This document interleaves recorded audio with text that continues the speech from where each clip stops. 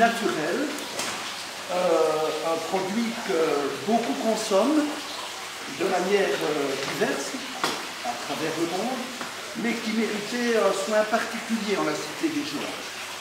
Et donc c'est ce que je crois qu'on va découvrir avec monsieur René Cuvelier, sa famille, mais également une jeune dame qui nous vient de Boussy.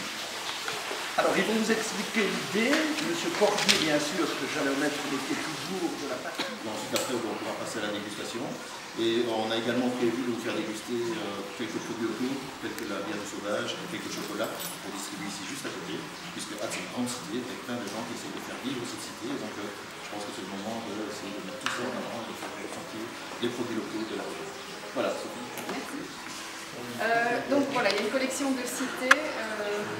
Cités avec des couleurs différentes, avec des packagings différents. Et donc dans la réflexion que j'ai eue, il y a différentes réflexions. Il y a tout d'abord la consommation du thé par les Belges, puisque la majorité consomme du thé vert, donc on voulait quand même partir sur une gamme de thé vert. Est-ce qu'on mettait des infusions, pas d'infusions? On est resté sur une gamme de thé.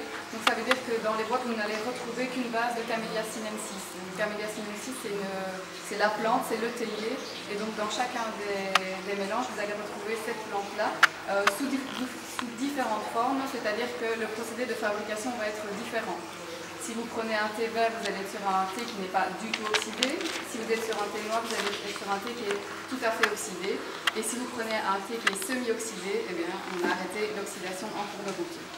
On va retrouver 4 couleurs de thé dans les mélanges, du thé vert, du thé noir, du thé semi-oxydé et le thé blanc. Alors je ne vous cache pas, le thé blanc c'est évidemment le thé pour les jeunes mariés. On est parti vraiment sur un thé qui fait penser à la blancheur, mélangé avec du gingembre. Le gingembre, vous le savez, il est connu pour pas mal de choses et notamment dans le couple. Donc on est sur un mélange de thé blanc avec le gingembre et un peu de citron. Le deuxième mélange que j'ai créé, c'était le mélange pour Ambriorix, et c'était vraiment la force, la rigueur. Avec une couleur rouge, et donc je suis partie sur un thé noir du Kigali, mélangé avec la canneberge. Alors au niveau des vertus, la canneberge c'est très antioxydant et c'est détox, donc on va éliminer les toxines. Je pense que pour un géant comme Ambriorix, c'est vraiment très important de pouvoir éliminer les toxines pour après repartir au combat. Ok, pour vous. Ouais. Alors, les deux thés verts, le premier c'est pour Mademoiselle Victoire. Mademoiselle Victoire c'est l'élégance, le packaging on le voulait mauve et donc voilà le mauve, l'élégance, on est sur un thé vert mélangé avec des fleurs de mauve et des feuilles de framboisier. Pour la petite histoire, la feuille de framboisier selon les Chinois, un thé de couleur bleue qu'on va mélanger avec de la papaye et avec les fleurs de bruyère. Les fleurs de bruyère qui, si vous les regardez, sont un petit peu bleu mauve comme ça.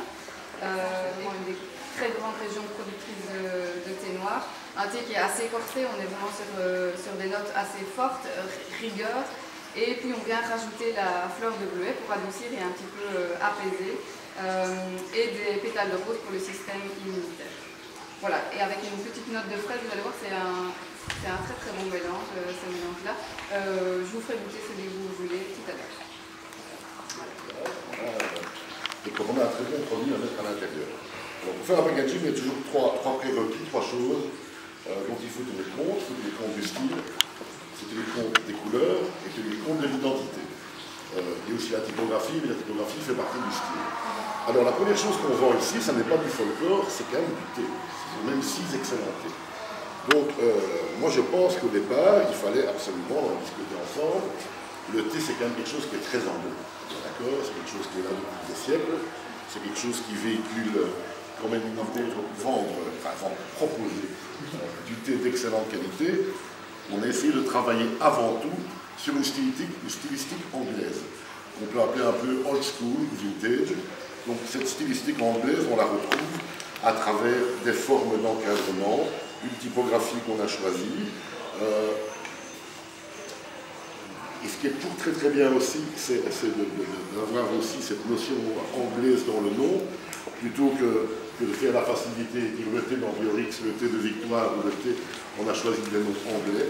Donc par exemple, plutôt que de parler du thé de Monsieur Lambrosiat, on a parlé du Gwen Wedding Tea, hein, le grand thé de mariage. On a pour Bayard par exemple le 32 Steps Tea, qui représente les 32 pas des 16 porteurs du géant. On a quoi? On a aussi le Tea of Elegance, partant du principe que justement dans la composition et même dans la majesté de la noce de victoire, c'est un thé qui doit représenter l'élégance. On a le Majestic Flying Tea qui est bien sûr le thé de l'aigle à deux têtes. On a également le Colossus Blue Tea, notre colosse sans son blue, mais parce qu'il est toujours très très bleu évidemment. C'est la couleur principale qui ressort du géant. Et le Powerful Dark Tea, en biorique, étant le guerrier emblématique, celui qui ne doute de rien et qui se bat d'arrache-pied pour son territoire. Alors au niveau des couleurs, on essaie chaque fois de pointer dans une des couleurs spécifiques de chaque géant. Alors les géants ont plein de couleurs, mais enfin il y a toujours des couleurs qui ressortent quand on voit un géant. Quand on voit Samson, c'est bien sûr le bleu de la vie. Quand on voit l'aigle, c'est bien sûr le noir de la parure. Quand on voit en biorix, c'est bien sûr la cape qui prédomine. La robe de Bayard, le mauve le violet, vais-je dire, de Mademoiselle Victoire. Et d'ailleurs, il faut se dire que les Atlois sont très attachés aux couleurs de leurs géants. Moi, je discute encore avec une dame qui fait de l'ameublement à hâte pour me caractériser un thé vert. Les gaëtans. Allez. C'est un verre. Santé. Ah, mais si, il est très bon. Et toi, c'est quel thé? C'est le Jeanne Marieux. Normalement aussi. Enfin, montez ensemble.